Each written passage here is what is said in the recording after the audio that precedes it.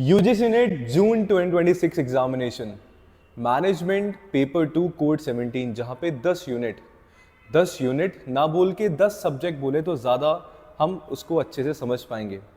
अब इन 10 particular subject को पढ़ने के लिए कौन सी कितनी बुक्स रिक्वायर्ड हैं और किस बुक को कितना डेप्थ में पढ़ने की ज़रूरत है और साथ में बुक्स में टॉपिक्स कहाँ मिलेंगे और वो सारी की सारी चीज़ें क्या हमारे सिलेबस के साथ अलाइन करती है या नहीं करती है, इन सारी बातों का जवाब आज आप सभी को आपके इस सेशन में मिलने वाला है, जिसमें हम लोग बात करने वाले हैं कि अगर आप तैयारी कर रहे हैं जून 2026 यूजीसी नेट एग्जामिनेशन की एंड यस अगर आपका पेपर 2 मैनेजमेंट है तो बुक्स के बारे में हम लोग डिस्कस करेंगे कौन सी बेस्ट बुक्स हैं जिसमें आपके सिलेबस के अकॉर्डिंग सारी की सारी चीज़ें लिखी हुई है एंड यस जो बुक्स आपको एग्जामिनेशन में हेल्प करने वाली है। नमस्कार सभी को, मेरा नाम है योगेश और आप सभी के लिए मैं लेके आता हूं आपके अपने इस YouTube platform JRF Adda and commerce spotlight by JRF Adda and of course UGC NET spotlight by JRF Adda पे मैनेजमेंट की क्लासेस। तो अगर अभी तक चैनल को सब्सक्राइब नहीं किया है तो चैनल को सब्सक्राइब करेंगे, वीडियो को लाइक करेंगे, शेयर करेंगे सभी के साथ में जो भी यूजीसी नेट एग्जामिनेशन की तैयारी कर रहे हैं एंड यस जिनका पेपर 2 मैनेजमेंट कोड 17 है। आइए शुरू करते हैं आज के इस सेशन को। सबसे पहले आप सभी को पता होना चाहिए कि सर हम जब भी बुक्स के बारे में बात कर रहे हैं तो बुक्स में कहीं ना कहीं बहुत सारी चीज़ें लिखी होती हैं, यानी कि मटेरियल हमारे पास बहुत ज़्यादा होता है। बट आपको ये भी समझना है कि आपके सिलेबस के अकॉर्डिंग कौन सी चीज़ें ज़रूरी है कौन सी नहीं है। क्योंकि जैसे अगर मैं आपको बात बताऊं कि आपने अपनी MBA में लेट्स से आपने ऑपरेशन के बारे में पढ़ा या लेट्स से आपने मैनेज अपना जो MBA है आपने मार्केटिंग से किया। अब मार्केटिंग में बहुत सारी चीज़ें बहुत डेप्थ में कहीं ना कहीं हम लोगों ने पढ़ी है, बट क्या वो चीज़ें हमारे यूजीसी नेट एग्जामिनेशन में पढ़ना रिक्वायर्ड है या नहीं है, तो वो भी कहीं ना कहीं हमें देखना है। तो ये बुक्स के बारे में बताऊंगा, साथ में सिलेबस में क्या क्या हमारे पास है उसके बारे में भी हम लोग डिस्कस करते हुए चलेंगे। So yes let's start the video. सबसे पहले हम लोग बात कर रहे हैं हमारा यूनिट नंबर 1। जैसा कि हमेशा मैं बोलता हूं कि यूनिट नंबर 1 को मैं 3 पार्ट में डिवाइड कर रहा हूं कि सर फर्स्ट पार्ट में हमारे पास होता है हमारा कोर मैनेजमेंट, सेकंड पार्ट हमारे पास है managerial economics and third part हमारे पास बिजनेस एथिक्स एंड CSR हमारे पास होता है। तो अगर मैं आपसे बात करूं जो कोर मैनेजमेंट वाला पार्ट है ये सारा का सारा आपको अपने एक अलग से बुक में मिल जाएगा। साथ में इकोनॉमिक्स वाला पार्ट है ये अलग से बुक में मिल जाएगा। सबसे बेसिक नॉलेज अगर आप सभी को लेनी है तो आपका क्लास 12th का जो NCERT बुक है, क्लास 12th का NCERT जो मैनेजमेंट का आप सभी का बिजनेस स्टडीज का जो मैनेजमेंट वाला आपका जो पार्ट है, स्टार्टिंग के जो आपके 8 चैप्टर्स हैं पूरा का पूरा अगर आप लोग पढ़ लोगे तो पूरा बेसिक चीजें आप सभी को वापस से क्लियर हो जाएगी। उससे पढ़ोगे क्यों? क्योंकि लैंग्वेज ऑलरेडी आप लोगों ने क्लास 11 12 में उसको यूज किया हुआ है।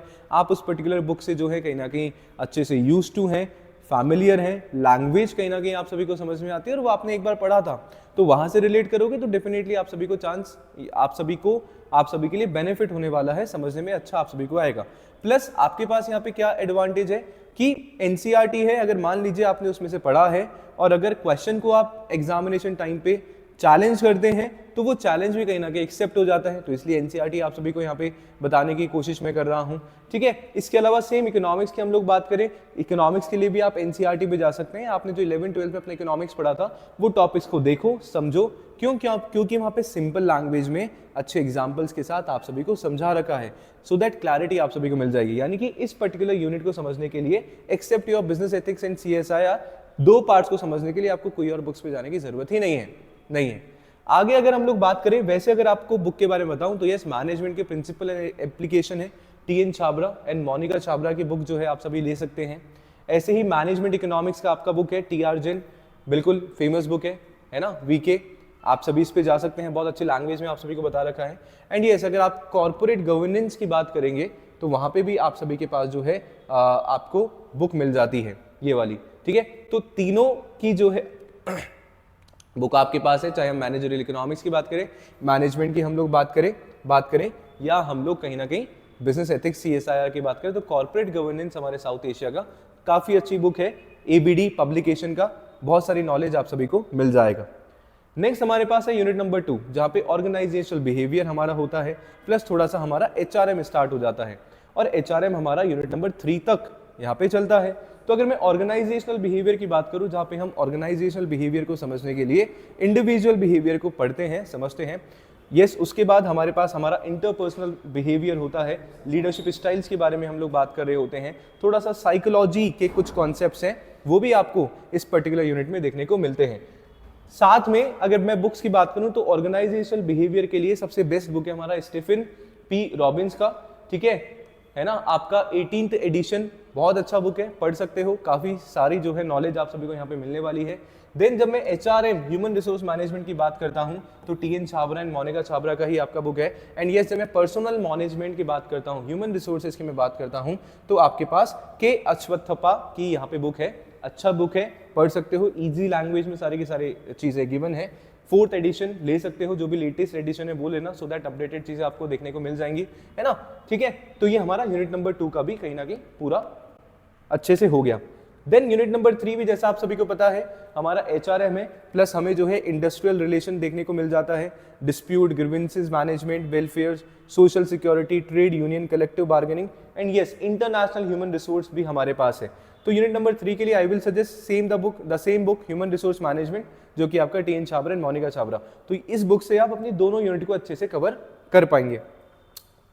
Yes, now unit number 4 and 5 most important unit, और बहुत सारे स्टूडेंट जो है इन पर्टिकुलर 2 यूनिट से घबराते भी है, डरते भी है, क्यों? क्योंकि फाइनेंशियल मैनेजमेंट कहीं ना कहीं हमारे पास आ जाता है, अकाउंटिंग हमारे पास यहाँ पे आ जाती है।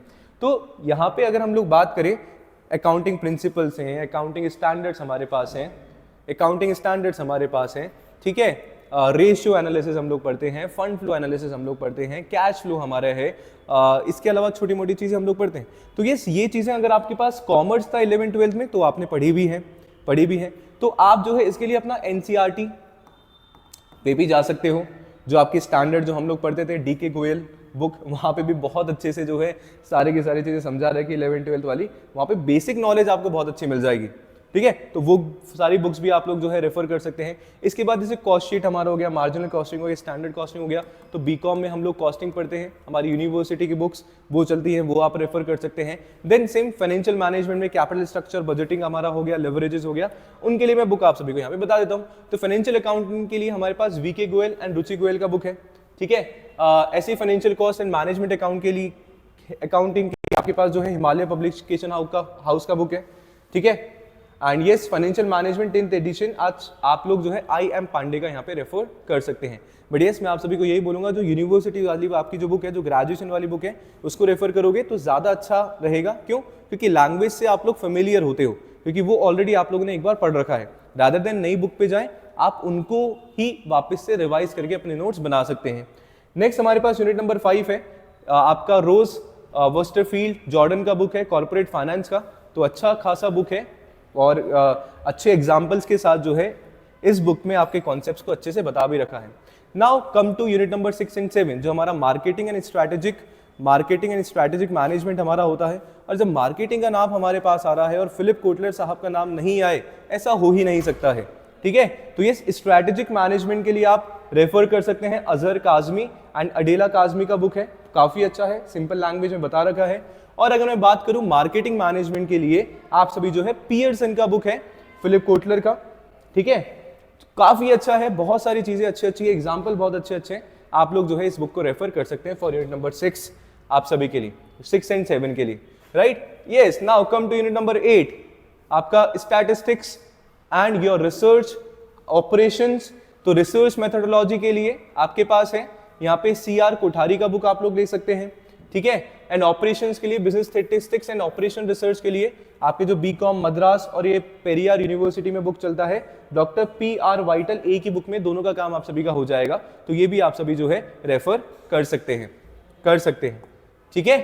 देन ऑपरेशन के लिए आप जो है प्रोडक्शन और ऑपरेशन मैनेजमेंट के लिए SN चारे का भी यहाँ पे बुक रेफर कर सकते हो। तो ये यूनिट नंबर 1 to 8 का प्रॉपर जो है हमारा यहाँ पे हो जाता है। Now we have only 2 units, unit number 9 and unit number 10। Unit number 10 के बारे में तो आप सभी को पता ही है सर, एंटरप्रेन्योरशिप हमारी यूनिट है, छोटी सी यूनिट है जहाँ पे लेटेस्ट चीजें अगर आप लोग पढ़ोगे तो ज्यादा आप सभी के लिए बेटर रहेगा। बट यस, मैं पहले यूनिट नंबर 9 का आप सभी के लिए बता देता हूँ, जो कि इंटरनेशनल बिजनेस हमारे पास होता है, ठीक है। अगेन मैं वही बोलूंगा जो आप लोगों ने अपने ग्रेजुएशन एंड पोस्ट ग्रेजुएशन में काम में लिया है, वही बुक आप सभी को ज्यादा जो है रेफर करनी चाहिए। बट फिर भी VK भल्ला का आपका बुक है, ठीक है, एंड डॉक्टर CB गुप्ता की बुक है फॉर यूनिट नंबर 9, आप सभी जो है इन दोनों बुक्स को रेफर कर सकते हो। एंड यस, लास्ट हमारे पास बचता है यूनिट नंबर 10, आर्य कुमार का एंटरप्रेन्योरशिप बुक है, रेफर आप सभी कर सकते हैं। अब सवाल ये उठता है कि सर इतनी सारी 15-20 किताबें आप सभी ने बता दी, क्या 6 महीने में 6 मंथ्स में इन 15 से 20 किताबों को पढ़ के हम लोग हमारा यूजीसी नेट जेआरएफ क्रैक कर पाएंगे? तो मुझे लगता है सर कर तो पाओगे और बहुत अच्छे से कर पाओगे, असिस्टेंट प्रोफेसर तक की तैयारी हमारे पास हो जाएगी। बट तैयारी करने के लिए हमें चाहिए सर प्रॉपर समय, प्रॉपर टाइम हमारे पास, जो कि मुझे लगता है कि 6 महीने कम पड़ जाते हैं। इन सारी किताबों को एक साथ जो है मैंने मेरे पेड कोर्स में इंकलकेट किया है, यानी कि सब कुछ जो है आपको मेरे नोट्स में यहाँ पे मिल जाता है, जहाँ पे इन किताबों को ही रेफर करके अपने जो है नोट्स बनाए हैं, कंटेंट बनाया है। तो अगर आप सभी कोर्स ज्वाइन कर लेते हैं और हमारे यूजीसी नेट जेआरएफ के कोर्सेज में एनरोल करवा लेते हैं, तो यस, आपको ये सारी की सारी चीज़ें मिल जाती हैं। आपको मिल जाता है सिल्वर एंड गोल्ड पैकेजेस में study planner, lecture, comprehensive PDF मिल जाती हैं, जो कि आपके एग्जामिनेशन के लिए ही स्पेसिफिकली डिजाइन करी जाती हैं, सो दैट आप सभी अच्छे से नोट्स बना सकें। तो ये सारा का सारा हमारा होता है हमारे कोर्स के साथ में आई होप ये लेक्चर जो है आप सभी के लिए बेनिफिशियल रहा होगा, और अगर रहा है तो लाइक, शेयर, सब्सक्राइब जरूर कर दीजिएगा एंड कमेंट में जरूर बता दीजिएगा कि किस तरीके से आपके लिए ये जो बुक का वीडियो बनाया है फ्रूटफुल रहा है या नहीं रहा है। मिलते हैं ब्रेक के बाद। थैंक यू सो मच, शुक्रिया।